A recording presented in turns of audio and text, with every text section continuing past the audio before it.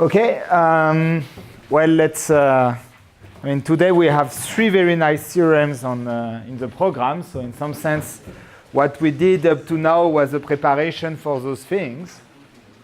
So the first one is this equivalence between long-range ordering and positive magnetization. And the key is going to be, so the theorem that we finished proving on Saturday, which was this fact that phi 0 and phi 1 are equal for almost every p. And for today, we will just use this fact.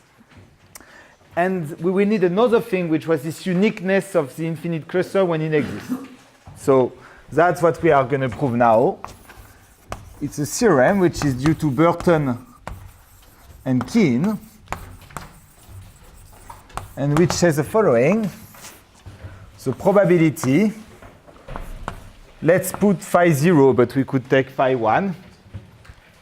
The probability that there exists more, strictly more,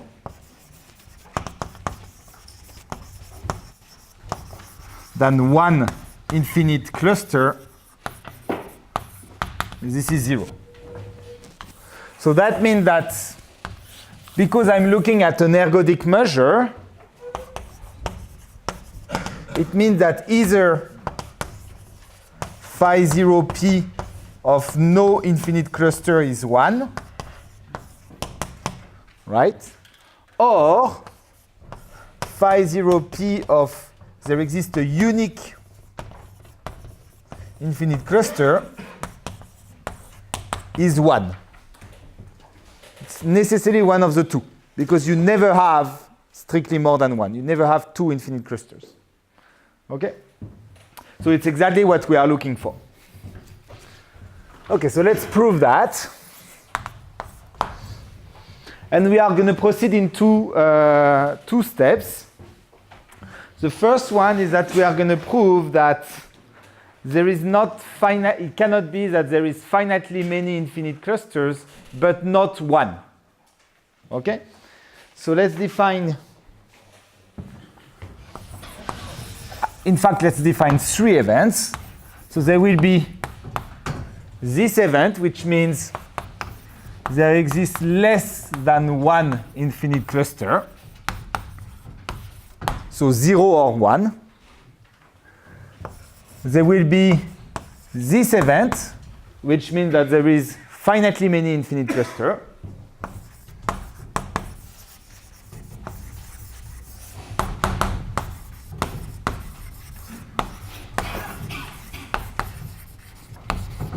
And there is this event, which is there exists infinitely many infinite clusters. So it's an absolutely fundamental theorem, and the proof is very robust. So I really encourage you to follow the proof and try to understand it, because it applies to a very large class of percolation models. Okay, I'm going to do it in this special case, but you could do it in many others. Okay, so you have three events. And our goal is what? Our goal is to prove that the probability of this event is 1. Right? So the first step would be to prove that the probability of this event minus this one, that this is 0. So probability of having finitely many but not smaller or equal to 1 is 0. Okay. And in order to do that, so that's our first step. This is actually the easy step. In order to do that, what I'm going to observe is that if I have finitely many clusters, the event that I have finitely many clusters is exactly the union on every n of the event that all the clusters intersect, all the infinite clusters, of course, intersect lambda n. Right? If I have finitely many clusters, then by picking a box large enough, I will intersect all of them, and vice versa. If I have a finite box that intersects all of them. Obviously, I have finitely many of them. But this is now an increasing union. So that tells me that the probability of this, just by measurability, is the limit of the probability of these events. So I can pick, so let's pick n large enough that says the probability of this event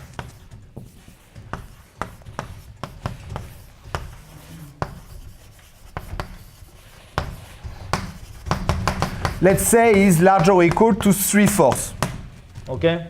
Actually, maybe any constant would be fine. I don't remember, so I'm going to put 3/4, but larger than a constant. But the important thing is that it's strictly positive. Okay? Very good.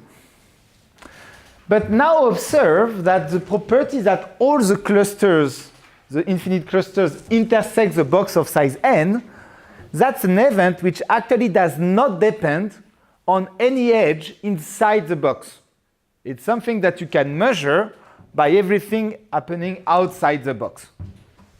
So you have your box of size n, and you have all these clusters. But the way they are connected inside the box is irrelevant to check whether all the infinite clusters intersect the box or not. So that means that this event is not measurable, is not depending on the edges inside, but we know by the finite energy property, we know that whatever the conditioning on other edges, an edge is always open with probability at least p, right? So because it's p or p divided by 2 minus p, so it's always larger or equal to p over 2, sorry. And therefore, here, condition on this event, I can further require that all the edges inside my box are open with probability p over 2 to the number of edges in my box. So here, if I look at probability that all clusters intersect the box, all infinite clusters intersect lambda n, and all edges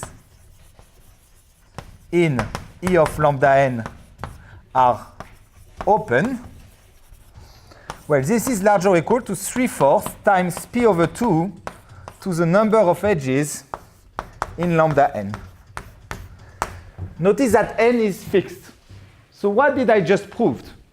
If all the clusters intersect the box and all the edges inside the box are open, well, automatically, I have a unique infinite cluster, or I have no infinite cluster. Maybe I had no infinite cluster to start with. But for sure, the event E smaller or equal to 1 occurs. So that tells me, the direct consequence of that is that phi 0p of E smaller or equal to 1 is strictly larger than 0. But this is an event which is invariant under translation. Now I realize, okay, here I realize that I went for a proof by contradiction. I hate them, so let's not go by contradiction. Here, let's just add E smaller than infinity. And here, phi 0p of E smaller than infinity, right? The probability is approximating, so I can pick that. So what I did use is that this is larger than constant times phi 0p of E smaller than infinity. So if this thing is positive, then this one is also positive. But because it's an event which is invariant under translation, its probability is 1. Okay, so what I just proved is that if the probability of the first event is positive, then the probability of the second is 1.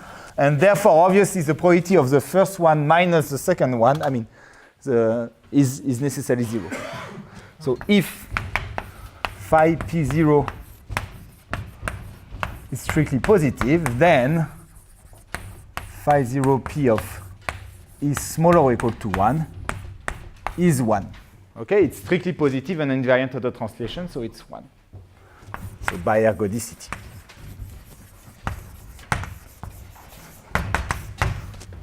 And thus, we end up with our first. Okay, so this part is not difficult. Okay, are there questions on this part? So let's now dive. So this, I think, was known for a long time. This was not something difficult. What is more difficult is to actually exclude the fact that there would be infinitely many infinite clusters. And the proof that I'm going to give you now, you are going to see, is very streamlined. It's actually quite short and quite robust. But really, it has not like appeared just like that. It's actually a story. And there were previous proofs that were very complicated and stuck to very specific models. Okay, so in some sense, here it's going to look like it's a very simple question to prove uniqueness. But in some sense, there was really this genius idea of Burton and Keene. But before that, that was actually a big open problem. And the solution that appeared just before, for instance, by Eisenman, Newman, Kesten, is like, it is a tough proof, and it works only for Bernoulli percolation. So here we were very lucky to have Burton and Keene on this one to offer us this superb argument. So here is the argument. So step 2, we want to prove that having infinitely many clusters has probability 0. In fact, what we are going to prove is that having more than 3, like 3 or more, is 0. So let's do the following. So if you have infinitely many clusters, then you can still pick a box large enough such that at least 3 clusters intersect this box. You cannot anymore choose the box in such a way that all the clusters intersect, but 3 of them, there is no problem. So pick n large enough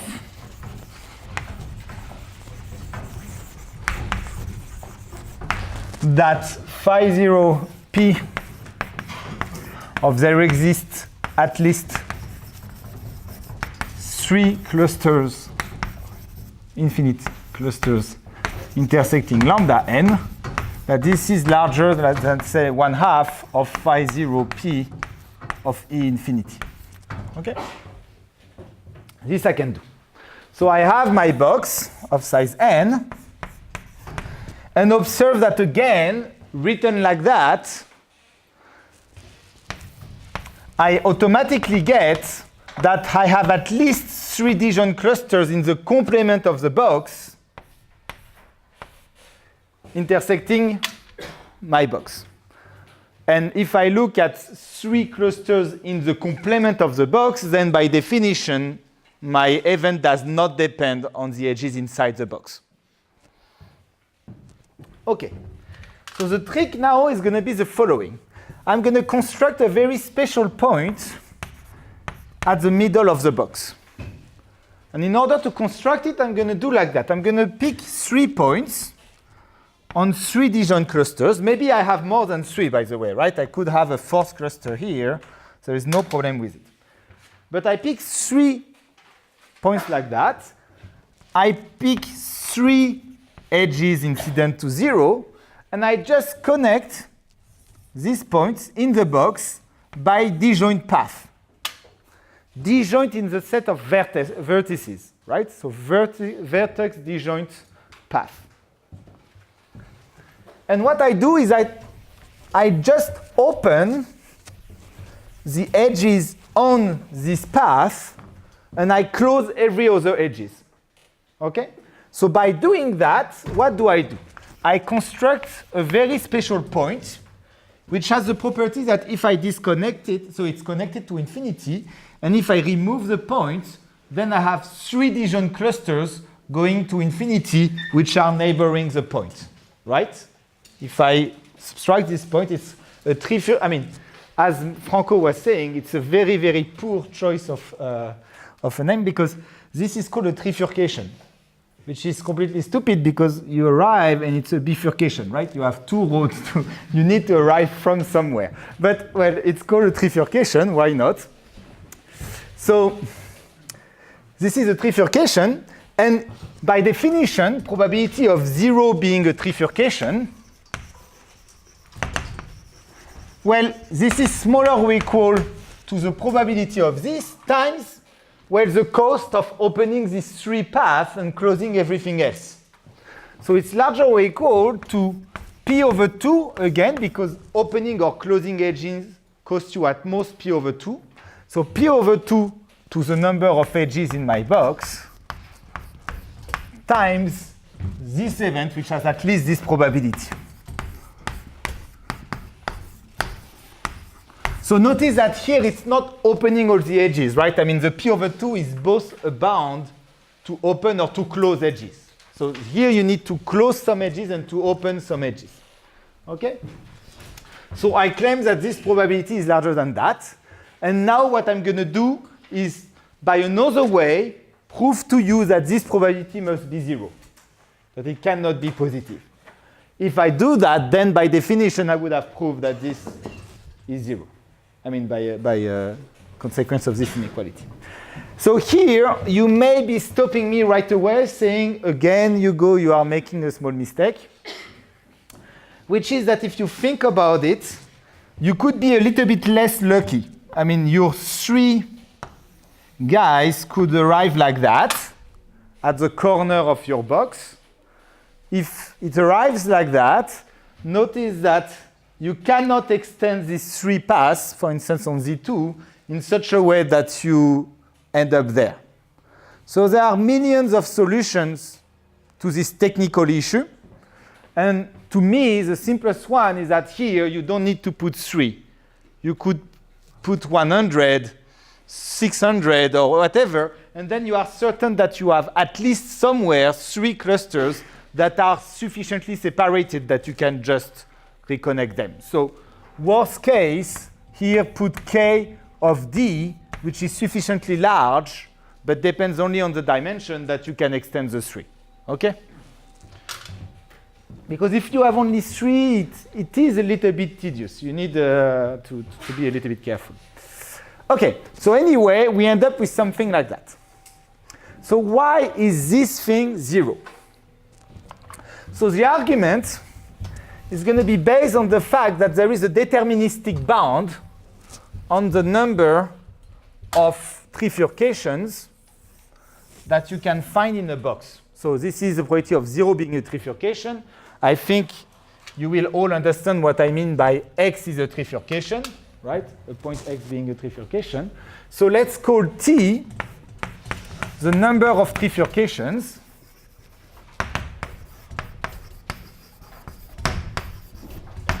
in lambda n.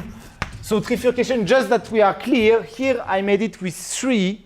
Let's assume that a trifurcation is just something where you are connected to infinity, and if you remove, you have at least 3 clusters. Maybe you have 4, maybe you have 2D. Let's not bother, you have more than 3. That's the important thing. Okay? So let's look at the number of trifurcation in a box, lambda capital N. And don't think like you had a small n here. You can forget this n now. You really look at trifurcation. That was just, this small n was just a way to prove that the probability of trifurcation was related to the probability of infinitely many infinite clusters. Now you really forget this n and you pick another capital N, which morally is much bigger. Okay, so I want to prove that T is deterministically bounded by the size of the boundary of my box. And before I prove that, I want to conclude by saying if this is true, then the expectation, let's finish here, then the expectation of the number of trifurcations is by definition smaller or equal, I mean by the claim, sorry, it's smaller or equal to the boundary, the size of the boundary, but also by invariance of the translation, this is larger or equal to the probability of 0 being a trifurcation times the size of the box. But as n tends to infinity, this implies automatically that this is 0. This doesn't depend on n, right? So when n tends to infinity, this divided by this tends to 0. So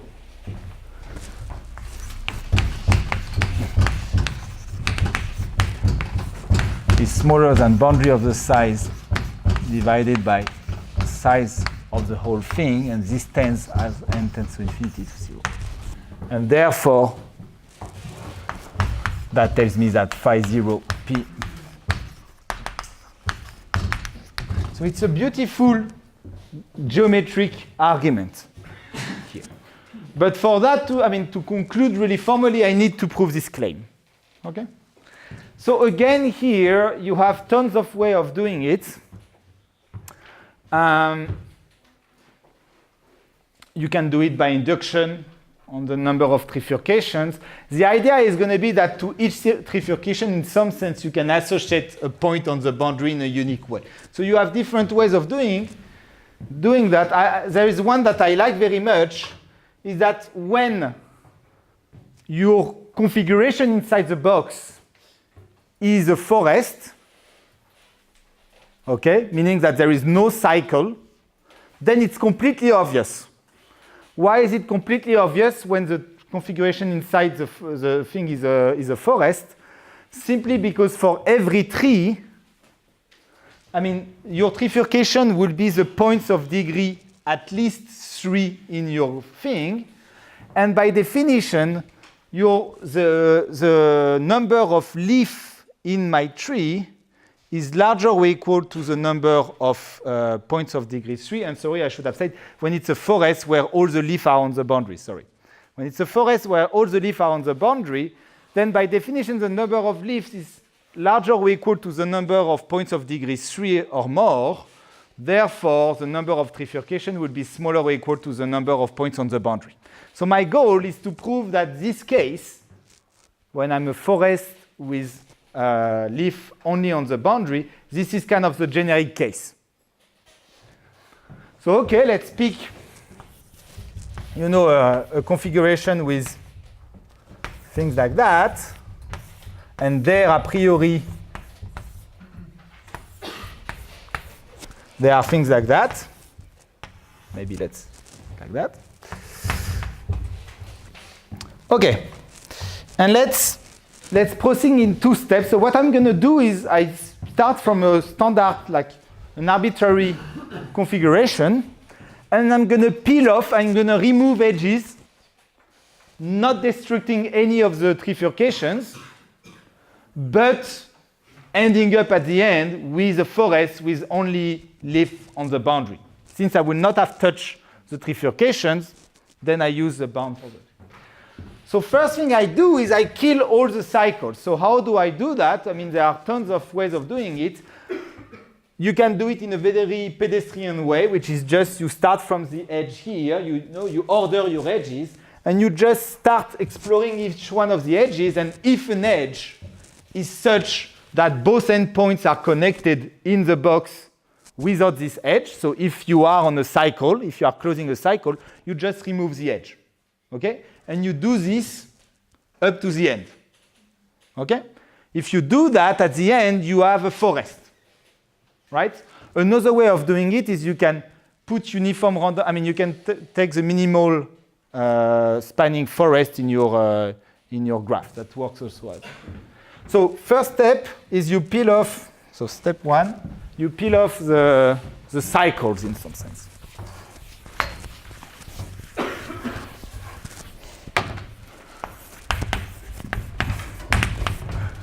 Destroy cycles by exploring edges in order.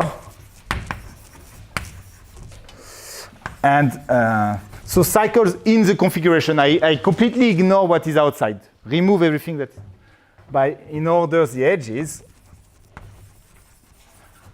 and removing them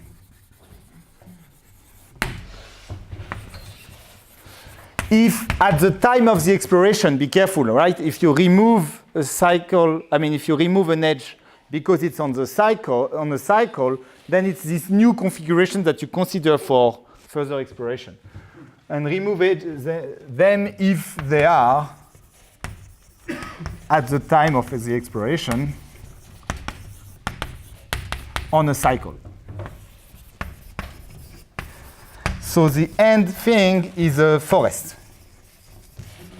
Of course, at this stage, you may have still leaves that are not on the boundary. Okay, so let's say you remove this guy, I mean, things like that. Or maybe I was...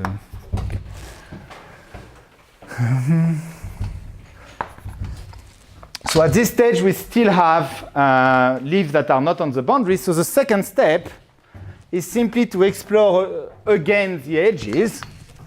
And if an edge, so step 2, explore again.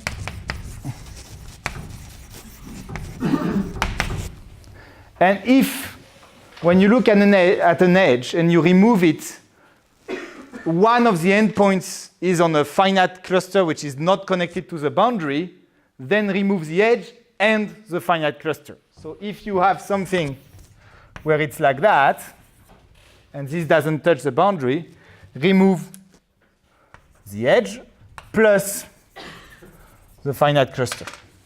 Okay?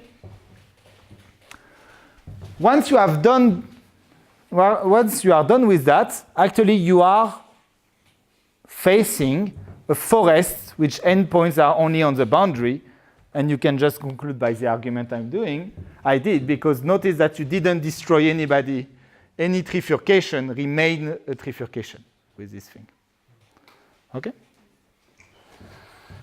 Okay, so again, so you are facing now a forest with endpoints, with leaves on the boundary.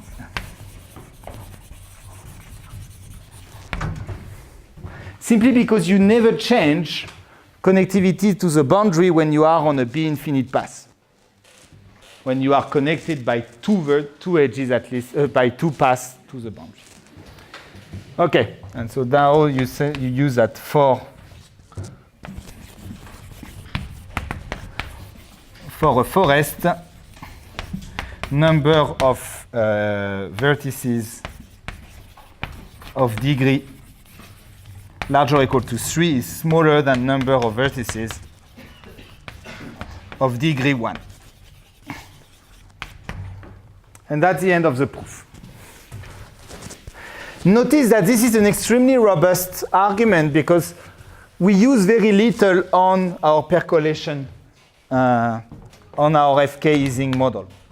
We used that it was ergodic, and we used that it was finite energy, right? That you could open or close edges as you wish. And this is important because if you take the uniform spanning forest or things like that, there you may have infinitely many infinite clusters, but it's not finite energy. You cannot change edges as you want. Okay. So that's the thing, and the corollary of this is that for every beta larger than beta c, so I'm jumping back to the Ising model, for any beta larger than beta c, sigma 0, sigma x tends, as x tends to infinity, to the magnetization squared. Maybe I should, okay, no, sorry. I'm going to write it like that. For any beta, the infimum over x of sigma 0, sigma x beta, it's strictly positive. And this is what I used, I guess, on Friday or something like that. So how do I prove that? Well, now it's just gathering the pieces. It's actually not so difficult anymore. So what you do is that this infimum is clearly increasing in beta, right? So the important thing is that for any beta larger than beta c, there exists a beta prime between beta c and beta such that phi 0 p prime is equal to phi 1 p prime, where p prime is 1 minus e to the minus 2 beta prime. Okay, so I can find an inverse temperature between beta c and beta r, which is such that I have uniqueness like phi 0 is equal to phi 1. Okay? Now, for this value of p prime, notice that sigma 0, sigma x beta prime, well, this is the probability that 0 is connected to x for this measure phi 0 p prime. But this is larger or equal to the probability. So this was by the previous lemma. And now I'm going to use the uniqueness by saying this is larger or equal to phi 0 p prime of 0 connected to infinity and x connected to infinity. This is by uniqueness of the infinite cluster. Since I have a unique one, if both are connected to infinity, they are in the same cluster. But now by the FKG inequality for random clusters, this is larger than phi 0 p prime of 0 connected to infinity squared. And because phi 0 is equal to phi 1, this is equal to phi 1 p prime of 0 connected to infinity squared. This is a choice of p prime. But this is the magnetization at beta prime squared. So in particular, it's strictly positive since beta prime is larger than beta c.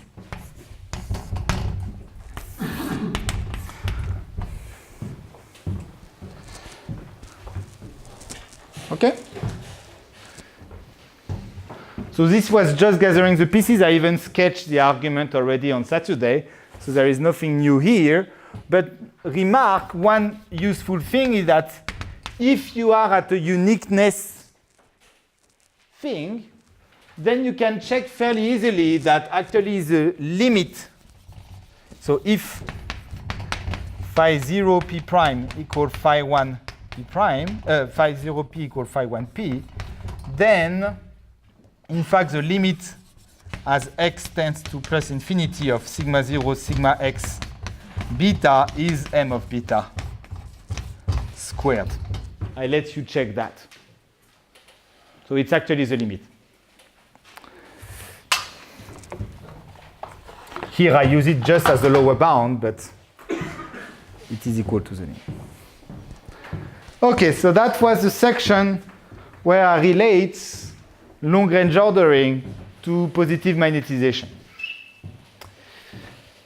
Now we are going to change a little bit. This was more of a question for beta larger than beta c.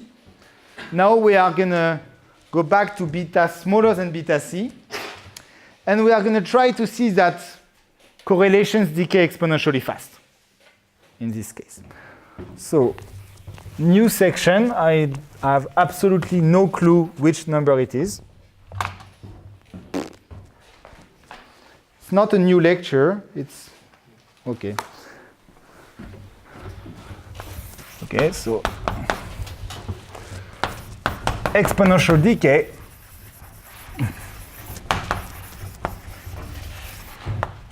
when beta smaller than beta c.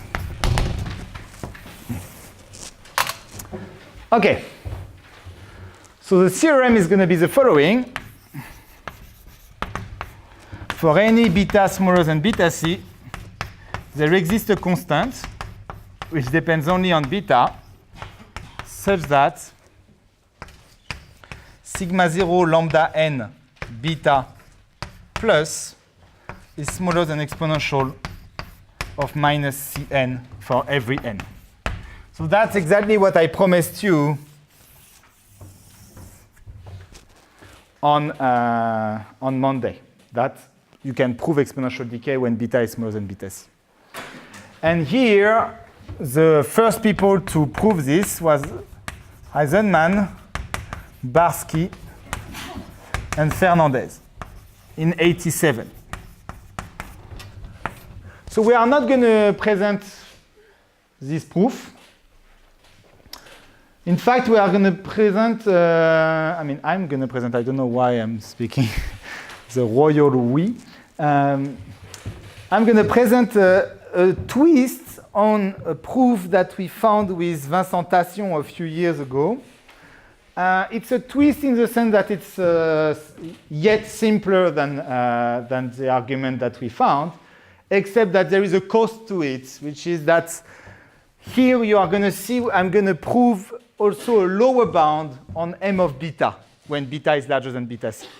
And the proof that we did, and actually the proof of Eisenman, Barsky, Fernandez, both proofs give you what we call the mean field lower bound, which is a natural bound that you will get if you actually work on a complete graph or on a tree. Here, I'm going to give you an argument that gives you a weaker bound, but, okay, at the cost of, at the gain of having an argument which is shorter and probably more, easier to digest for you. Okay.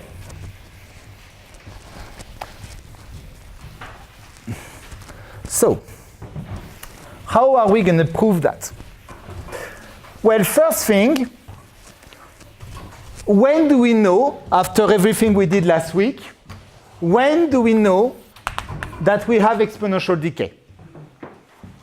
Well, we know that we have exponential decay if we can find a set S, finite, for which the sum of the spin-spin correlation in this set is strictly smaller than 1. What I called at the time phi beta of S. So notice that if I define beta c to be the infimum of the beta for which phi beta of S is larger or equal to 1 for every S, finite. And when I will, of course, remind you that phi beta of S is by definition the sum for every x on the boundary of S of sigma 0, sigma x, S beta. If I am below beta c, that means that I can find a S for which phi beta of S is strictly smaller than 1, and therefore I have exponential decay by what I already did, right? So if I set this, then for any beta smaller than beta c tilde, there exists a C such that I have the decay that I mentioned here. So I actually did it for spin-spin correlations instead of spin to boundary, but I told you that it worked exactly the same. And I gave it as an exercise, so you have no excuse if you are lost here. Sorry? I forgot. The definition of beta. Thank you. That was yeah, very good.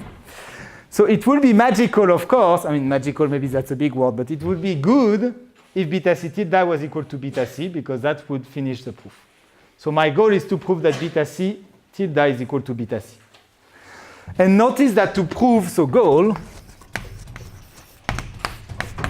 prove that beta c tilde equal beta c. And notice that by definition, beta c tilde is smaller or equal to beta c, simply because here I have exponential decay as soon as I am below beta c tilde. So beta c tilde cannot be greater than beta c. So I already know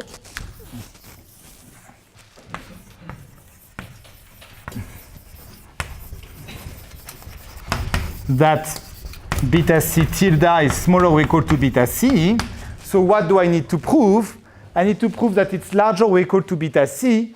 Or in other words, what I need to prove is that for any beta larger than beta c tilde, the magnetization is strictly positive. If I do that, I'm done. So it is sufficient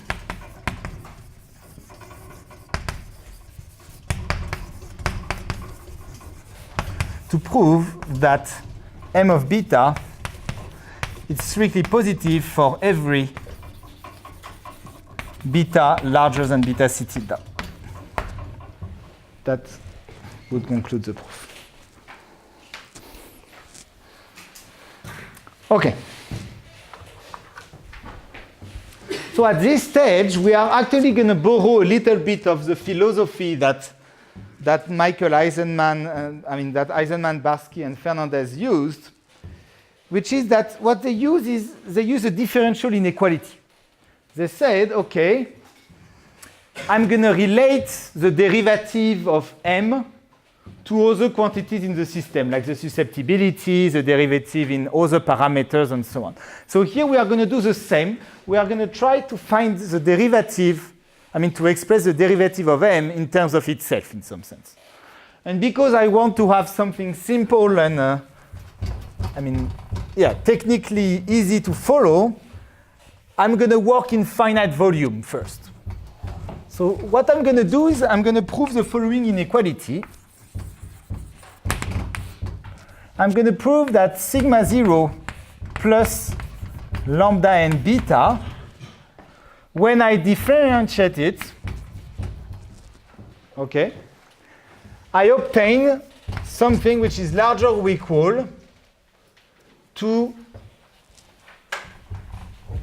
1 minus sigma 0 plus lambda n beta times the infimum for every set S included in lambda n and containing 0 of phi beta of S times a prefactor that I never remember. So we are going to find it later.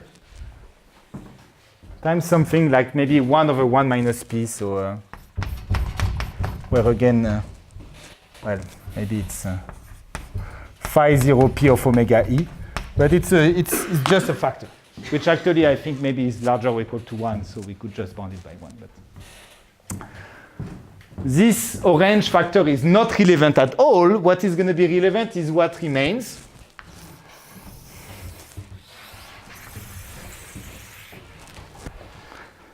So on this side, observe that if beta is larger than beta c tilde, what do I deduce? I deduce that this whole term here is necessarily larger or equal to 1. Then larger or equal to 1. And up to this factor that I don't know what it is, it gives me that the derivative is basically larger than 1 minus the function. But notice that this gives you a quite good bound on this function there. Why? Because as long as this is not larger or equal to, say, 1/2, then the derivative is larger than 1/2. Right? So this is true for any beta larger than beta c tilde. So if you integrate this differential inequality between beta c tilde and beta, well, what you are going to get is you are going to get a bound of the type constant times beta minus beta c tilde, and in particular, it's going to be strictly positive. Right? So what I propose there is, okay, let me maybe prove it just with this equal to 1, okay? So here what you obtain, let's call f of beta, let's denote, let's say it denotes these things. Then what you end up with is that f prime of beta is larger than 1 minus f of beta, which you can restate as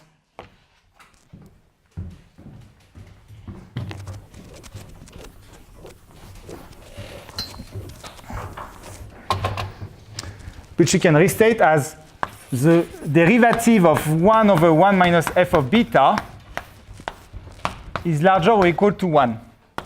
Right? F prime of beta divided by 1 minus f of beta is exactly the derivative of the log of 1 over 1 minus f of beta. So when you integrate this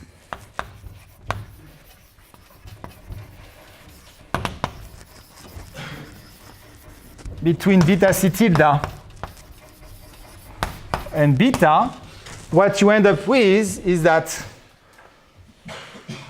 log of 1 minus f of beta c tilde over 1 minus f of beta is larger or equal to beta minus beta c tilde, right? Which gives me that I'm always failing these things, but it's quite elementary. Just not so easy to do on a board. So it tells me that 1 minus f of beta is smaller or equal to 1 minus f of beta c tilde times e to the minus beta c tilde. So f of beta, so this let's bound by 1. So it gives me that f of beta is larger or equal to 1 minus e to the minus beta c tilde. And this is larger than. Okay? So here, of course, you should be worried that this bound when beta becomes close to to infinity is obviously wrong, right? But this is going to just come from the fact that this constant is not really constant, and it's going to degenerate when p gets close to 1, or if you want, when beta gets close to beta c. So you actually, when you integrate out the proper inequality, you end up with what you want. But at the end, we are only interested in what happens near beta c, right? If you can prove that for beta c plus epsilon you are strictly positive, then you are done.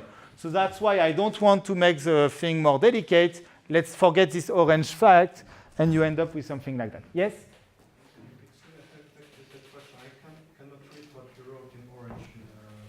That's very good. Just ignore it. I just wrote 0. This is a big 0. Yeah. Do not worry on this thing. That's if you do it properly, you end up with something. But since this is like, okay, I could try to find it, but I mean, we are going to find it. Let's answer this question in 10 minutes when we will have the end of the proof. Okay? So overall, the philosophy is derive this differential inequality and then just integrate it out, and it gives what you want. So how do you derive this inequality? Because, I mean, the proof has to be a little bit difficult somewhere, because otherwise it's too... OK, so proof of the lemma. First thing is that we are going to drop pretty quickly the question of, drop the Ising model and work with FK Ising. So this is equal to this, and now I'm going to work with this quantity. OK? OK, and maybe to simplify a little bit the notation, because they will not move, here, remove the 1, remove the lambda n, remove the beta. OK? This is just for the notation. OK, so let's look at the derivative of this quantity.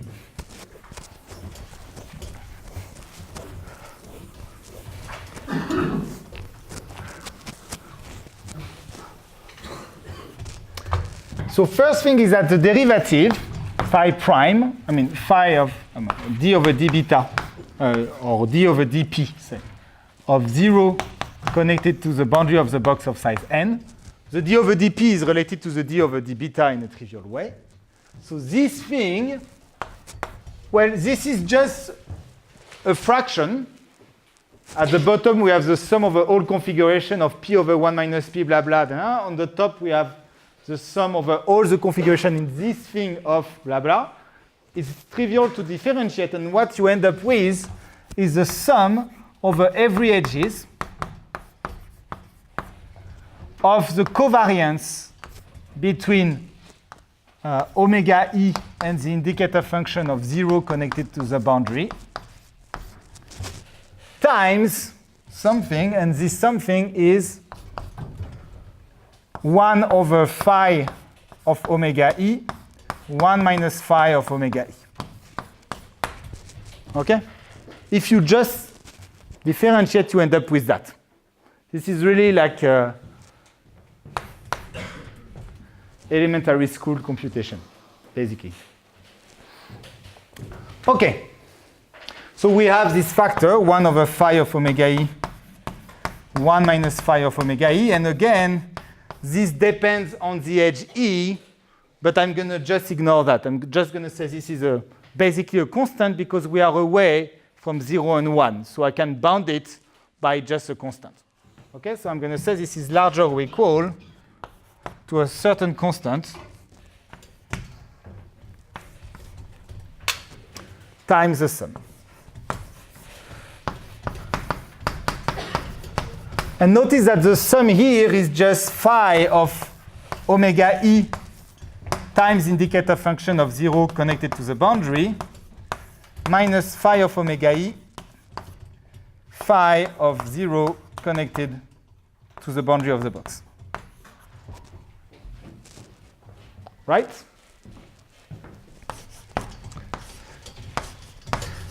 Okay. So here,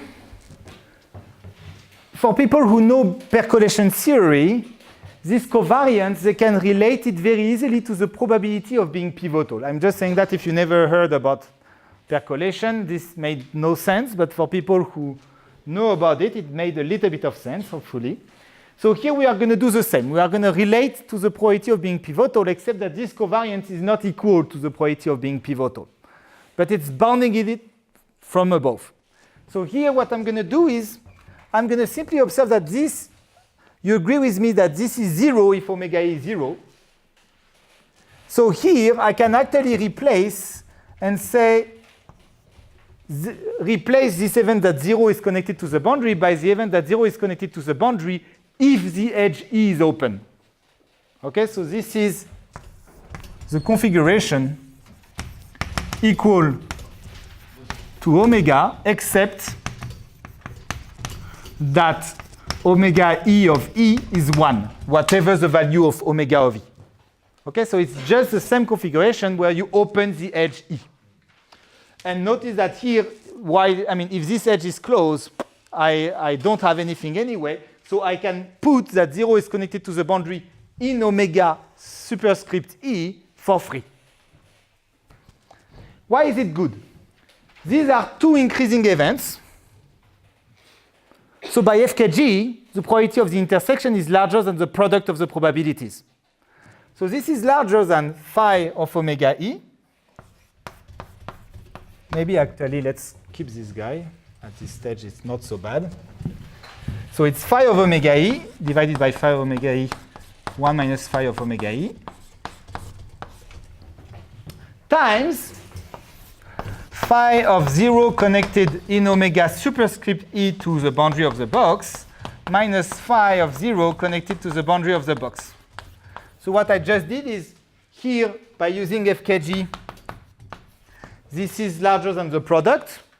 The phi of omega E factorizes, actually cancel with this 1 over phi of omega E, and you end up with something larger. This is smaller or equal to 1, so I can even remove it if I want 1 there. And I end up with the derivative in P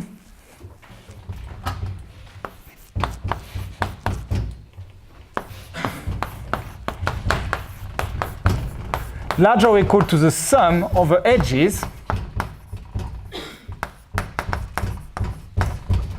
of phi of omega, 0 connected to the boundary in omega E, and 0 is not connected to the boundary in the normal configuration. Notice that this is an event which is containing this one, so the difference of the probabilities is simply the probability of the first event minus the second one. Okay? So up to now, it's very elementary. Like, I'm not doing anything smart. I'm just like doing step by step. If you would be asked to prove that, you would try to express the derivative, okay? And then I'm trying to simplify a little bit things. One thing which is not entirely obvious at this stage is that using this FKG inequality was a smart thing to do. But, okay, it's a smart thing to do, so let's do it. Okay, so what is this event now? So it's the event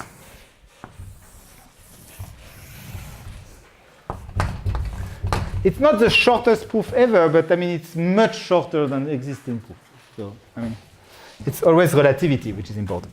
So here, what does it mean that you are connected if the edge is open, if you brutally open the edge E, but you are not otherwise? So you have your edge E, which is here. Well, you need several things on your configuration. The first one is that this edge E needs to be on all the path from 0 to the boundary in my configuration. Because if it's not on one of them, well, then changing omega E or not will not change the occurrence of 0 connected to the boundary. So you need that E is on all the paths from 0 to the boundary. But also, you need one of these paths. If you have no path from 0 to the boundary going through E, then these events will not occur in my configuration. So I need at least one path going to the boundary and passing through, and I need that all the paths pass through 0. All the paths pass through 0, yeah. So that means that I need the following. I need one of the endpoints to be connected to 0, one of the endpoints to be connected to the boundary, and I need a family of edges which is preventing, they are all closed and preventing the existence of an alternative path from 0 to the boundary that will not go through E. Okay? So I need to have this thing, which for people who know percolation is the probability of being pivotal for the thing. There is one last thing that I need. I need all of this. But what do I need on the edge E? I need the edge E to be closed. Okay? I like this way to do the thing because in some sense, I mean, things appear very naturally. So, okay. So d over dp of phi 0 connected to infinity is larger or equal to this sum. The sum over edges of the probability of this thing. This is the edge E.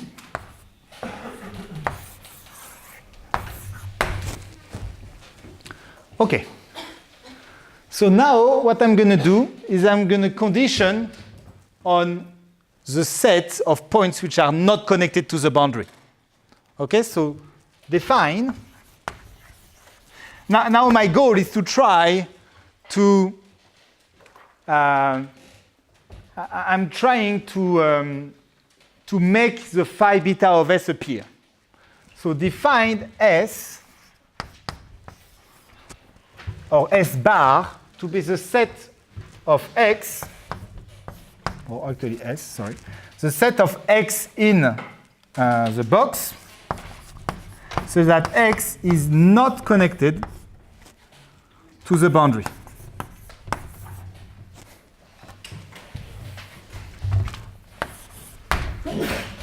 And this thing here, this derivative, I can just decompose on the possible values of S. That's vertices inside the box, not on the boundary of the box. Right? Oh, sorry. Thank you very much. Yes, thank you. So it's the sum over every S of the sum over E of phi p of the event I just suggested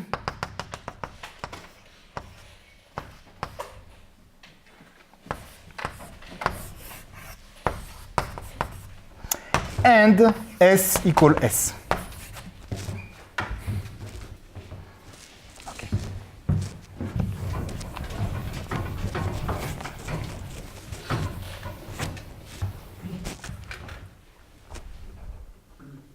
Okay. Okay, good. Now my goal is to see that this is close to phi beta of S. I need to make phi beta of S appear. Okay. How can I split this probability? First observation is that S equals S, this event, on which edges does it depend, this event? What do I need to know? Well, to know that the set of points which are not connected to the boundary is equal to S.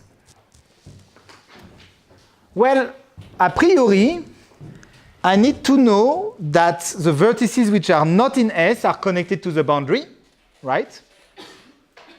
And I need to know that those which are in S are blocked by a disconnecting surface from the boundary. But this, if you think about it, depends only on edges that have at least one endpoint outside of S. So I'm saying that this event is measurable in terms of edges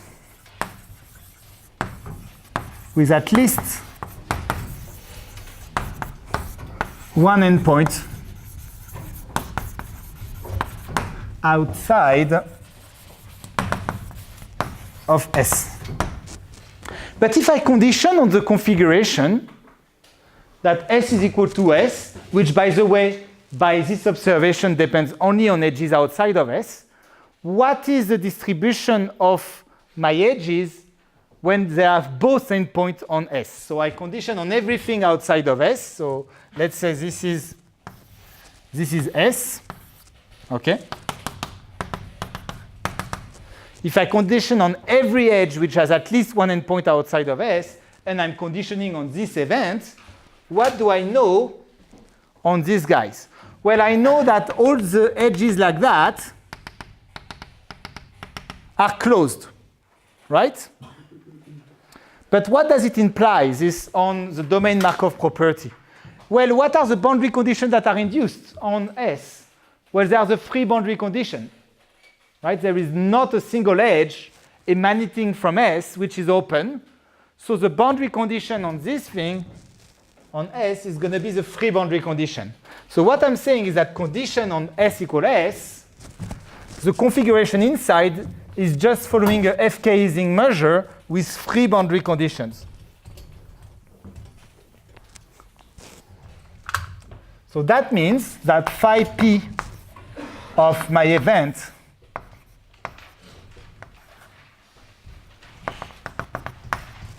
and S equals S is going to be equal, well, if my edge is on the boundary like that, notice that one endpoint must be outside of S and one must be in S.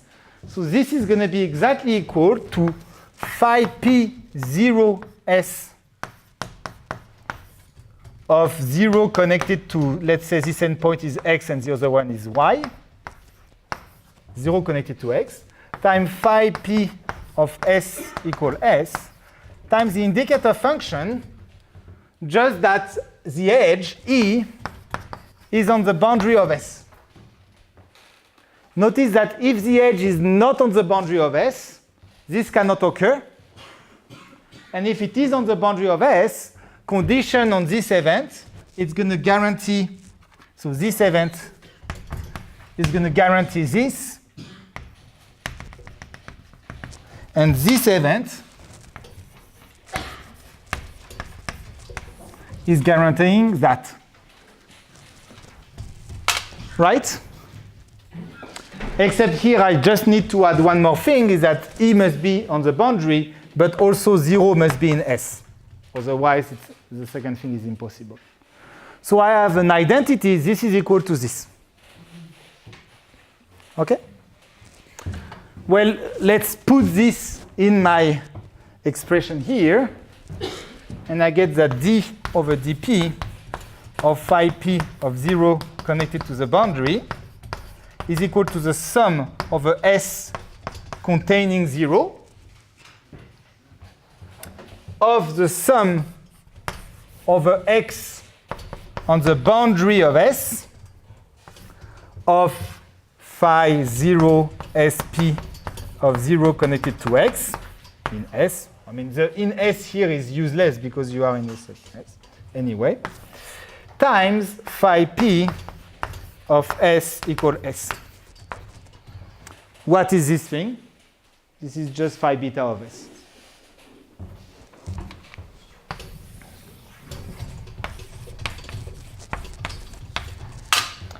So if I take the infimum,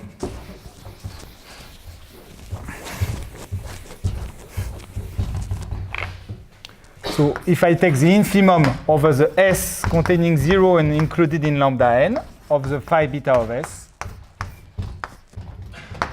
there I end up with a sum for S containing 0 of phi P of S equal S. And this, I let you think about it, but what is the probability? This is the probability that 0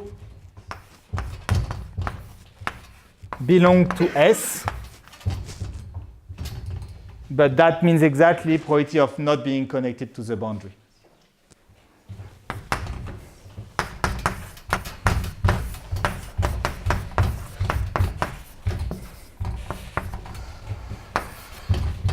Which was exactly what we wanted.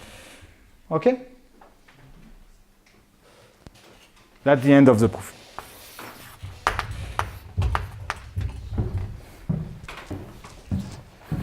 So here really you should understand this proof. Here I decompose that it's really every step is elementary, but the idea is that the derivative of my event, that was not to the that was lambda n. The probability of my event is related, is larger or equal to the expected number of pivotals, of closed pivotals. This is what we would call in percolation theory a closed pivotal. So the derivative of my event is larger or equal to constant times the expected number of closed pivotals. And then the observation is that the expected number of pivotals when I condition on the set of points which is not connected to the boundary is exactly phi beta of S. So you can, here if you don't take the infimum, so remark, here if you don't take the infimum, you actually get an identity, well, except that there was a larger or equal before, so you get phi p of 0 connected to the boundary larger or equal to the expectation of a phi beta of S indicator than 0 belongs to S. Right? This is and this is exactly the expected number of pivotals knowing S when you are on the event that S occurs. That these guys. So here at this stage, people who already had a proof of Bernoulli percolation realize that this is exactly the same one. The only difference is that here you need an inequality to end up to the number of closed pivotals. It's not an equality, and this uses the FKG inequality. Okay, good. But then, I mean, you can wonder why aren't you always using this type of proof to prove sharpness, to prove exponential decay of a percolation model or something like that. And the reason comes from the fact that you can always prove that for beta larger than beta c tilde, you have exponential decay. That you have this differential inequality. This usually works fairly well. What doesn't work is the other bound, the bound that was using Simon-Lib. So this type of proof is really based on this Simon-Lib type inequality. So if you want on this BK type inequality, and this thing is just wrong for many percolation models. So this part of the proof is quite robust. It's the other side, which is not, in fact. The second bound, yeah. So the second remark I want to make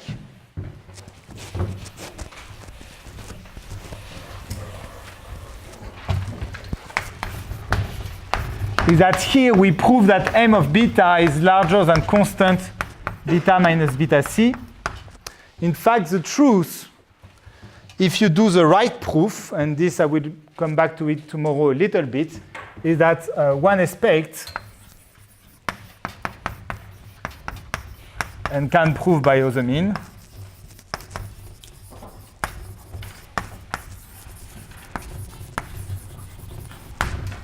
that m of beta is in fact larger or equal to constant beta minus beta c to a 1/2. So this is not an excellent proof in this respect that it doesn't give you the right bound. And you have better proof that use this. But I will come back to this tomorrow. Okay, yes? In every dimension? This bound works in every dimension, yes. But it's not sharp. But it's not sharp in any dimension, yes. Okay.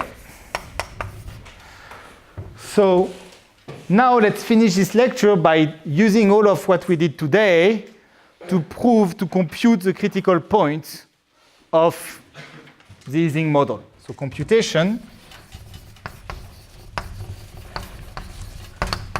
of beta c on Z2.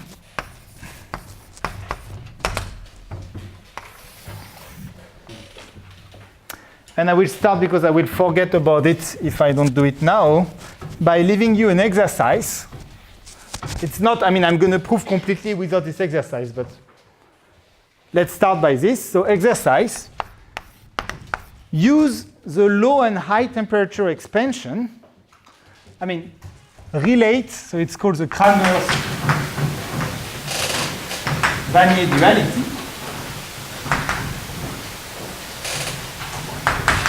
And the question, it's kind of an open question. I mean, it's not very formal, but relate the low and high temperature expansion. So the low temperature expansion and high temperature on G and G star respectively.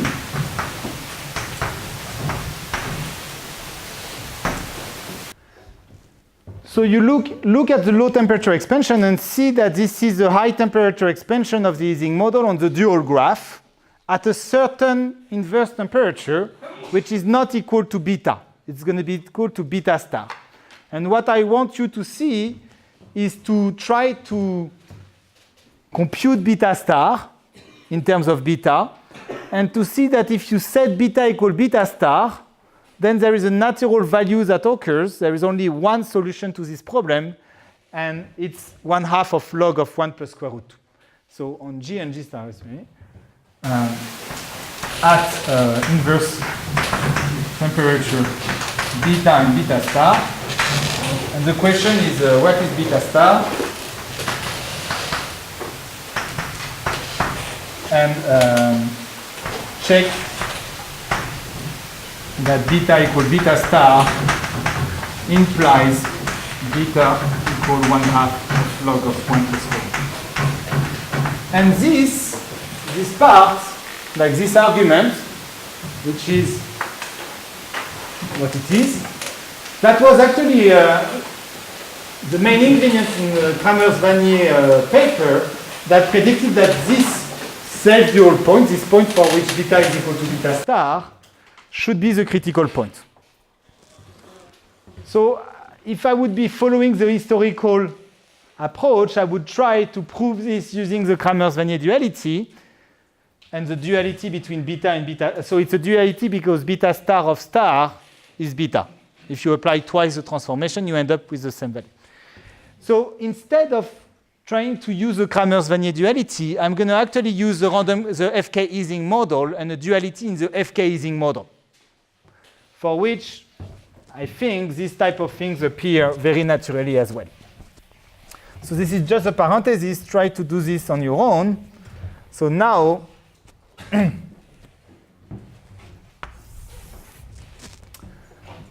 different way of proceeding. So let's prove theorem that PC,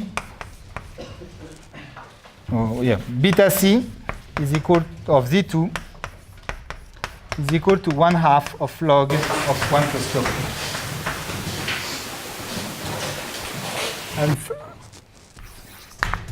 And here we are going to proceed using the FKZ model.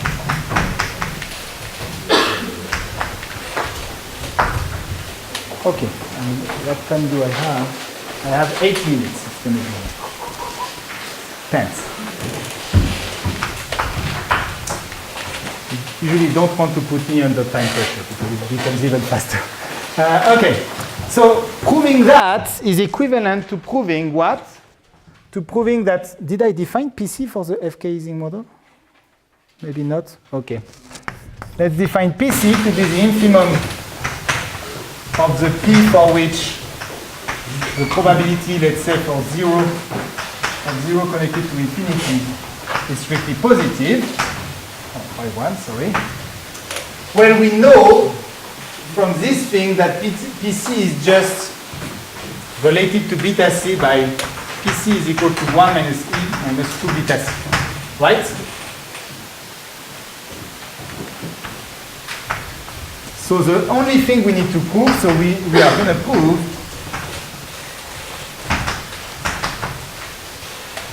that PC is equal to square root 2 over 1 plus square root. And that will give us exactly beta C equal 1/2 of log of 1 plus square root. Okay? So how do we see this PC appearing?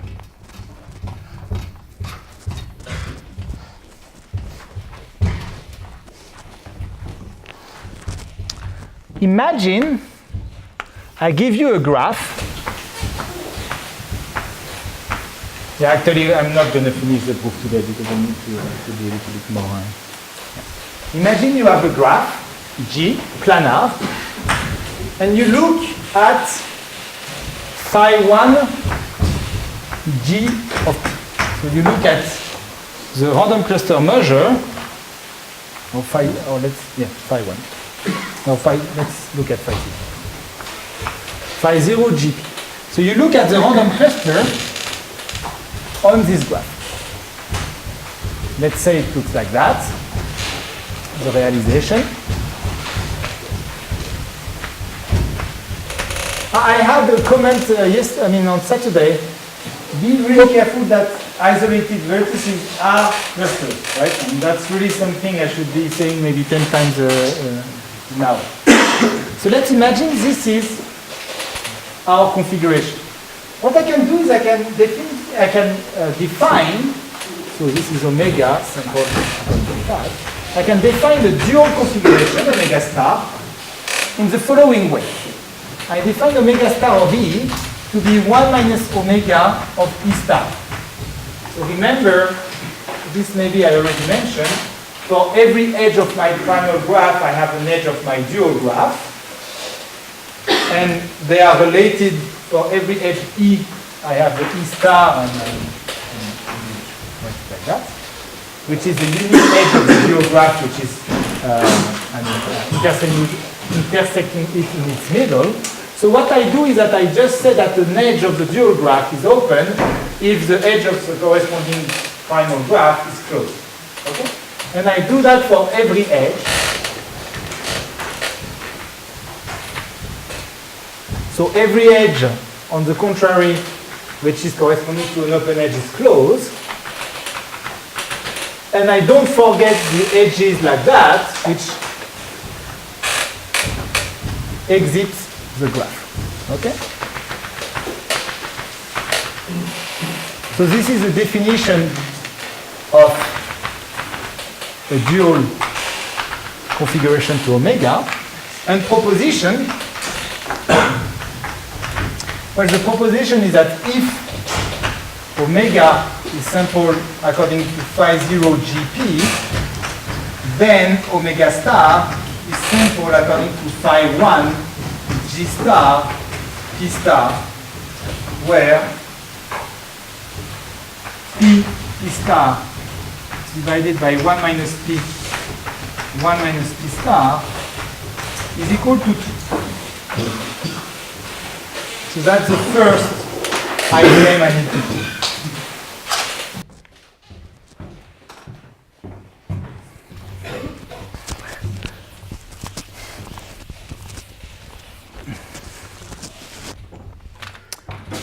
As a remark, before we prove it, notice that P equal P star implies P equals square root of 2 over 1 plus square root. Okay? So exactly like beta equal beta star implied beta equal 1/2 of log of 1 plus square root 2, here P equal P star implies P equals square root 2 over 1 plus square root 2. Okay? So let me, rather than proving that and stopping in the middle of the proof in some sense, let me just sketch in the 2 last minutes what we are going to do tomorrow. That will be the beginning of tomorrow. So we are going to prove that, and you can try to prove it using Euler formula. So I recommend, that's a good exercise, try to use Euler formula to prove that. Then the observation is that at P equal P star, when I look at the dual of my configuration or the primal, I basically have a random FK-Ising model of the same parameter.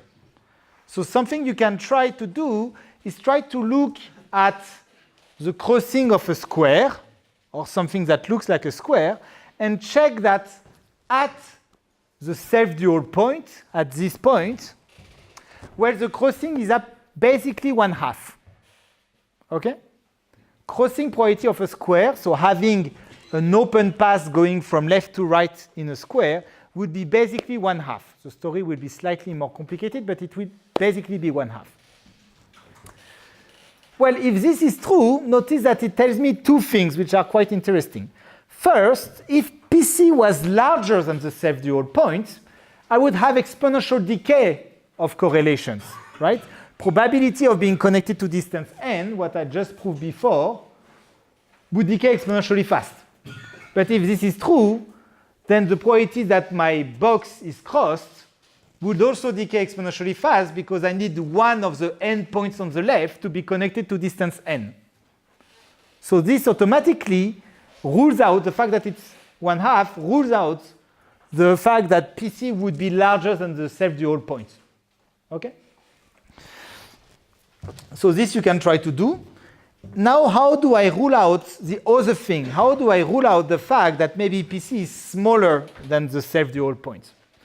Well, there, we have done basically all the job, in the sense that if you have an infinite cluster, and if this infinite cluster is unique, then in fact, you are a big box is connected to infinity with very good probability, and you can try to massage a little bit this to deduce that in fact a square is crossed with probability tending to 1.